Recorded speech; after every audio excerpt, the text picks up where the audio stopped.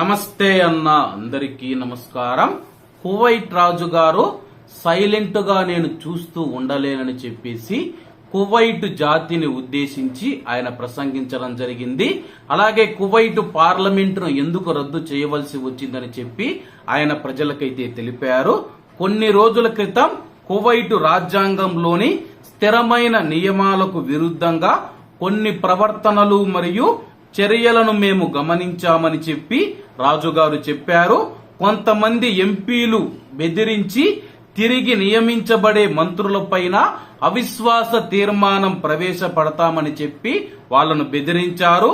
Portfolio ప్రధానమంత్రి లేదా cabinet సభ్యులను ఎంపిక చేయడం రాజ్యాంగబద్ధమైన హక్కు అని విస్మరిస్తూ కొన్ని శాఖలకు మంత్రులను నామినేట్ చేయడం పైన అభ్యంతరం వ్యక్తం చేసిన కొంతమంది ఎంపీలను కూడా ఆయన ప్రస్తావించారు. అలాగే కొంతమంది ఎంపీలు రాజ్యాంగాన్ని అతిక్రమించడం అనేది రాజ్యాంగ విలువలు మరియు ప్రజాస్వామ్య సూత్రాలను అణగదొక్కే ప్రమాదం ఉన్నందున ఎప్పటికీ సహించలేని స్థితికి చేరుకుందని చెప్పి కువైట్ రాజుగారు తెలిపారు.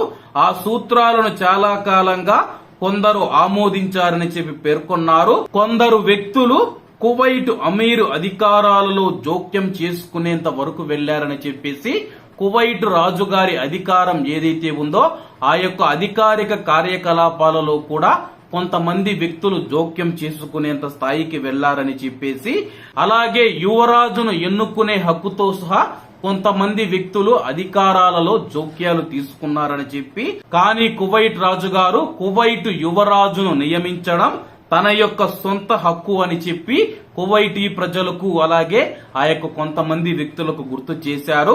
యువరాజును కువైట్ రాజు ఎంపిక చేసిన తర్వాత కువైట్ దేశ అధికారులు రాజ్యాంగం పేర్కొన్న విధంగా తమ యొక్క పాత్రను పోషించవచ్చని చెప్పి రాజుగారు తెలిపారు. జాతీయ సంపద యొక్క మూలాలను నిర్లక్ష్యం చేయకూడదు లేదా వాటిని క్షీణింపజేసే విధంగా ఉపయోగించకూడదు. ప్రజాధనాన్ని వృధా చేసే మరియు ప్రజా ప్రయోజనాలను సాధించని ప్రతిపాదనల ద్వారా దేశ ప్రయోజనాలకు భంగం కలిగించకూడదని చెప్పి ఆయన వెల్లడించారు. కువైట్ లో ఉన్న కొంతమంది వ్యక్తులు గాని కొంతమంది మంత్రులు గాని కువైట్ లో కొత్త ప్రభుత్వం ఏర్పాటైనా సరే మళ్లీ మేము అవిశ్వాస తీర్మానం పెట్టి ఆ యొక్క ప్రభుత్వాన్ని పడగొడతామని చెప్పి కువైట్ రాజుగారి అధికారాలలో కూడా కొంతమంది జోక్యం చేసుకుని యువరాజును పలానా వారినే పెట్టాలని చెప్పేసి కొంతమంది జోక్యం చేసుకున్నారని చెప్పి, నా యొక్క దేశంలో నేను రాజుగా పరిపాలిస్తూ ఉన్న దేశంలో నా యొక్క అధికారంలో వేలు పెట్టే హక్కు ఎవరికీ లేదు, అది రాజ్యాంగం మాకు కల్పించిన హక్కు అని చెప్పేసి కువైట్ రాజు గారు కుండ బద్దలు కొట్టినట్టు చెప్పేశారు. అందుకనే కువైట్ పార్లమెంటును రద్దు చేసి ప్రజాస్వామ్యబద్ధంగా కువైట్ రాజ్యాంగంలోని కొన్ని ఆర్టికల్స్ ను మార్చి ప్రజాస్వామ్యబద్ధంగా ఎన్నికలు జరిపి కొత్త ప్రభుత్వాన్ని ఏర్పాటు చేస్తామని చెప్పి ఆయన వెల్లడించారు.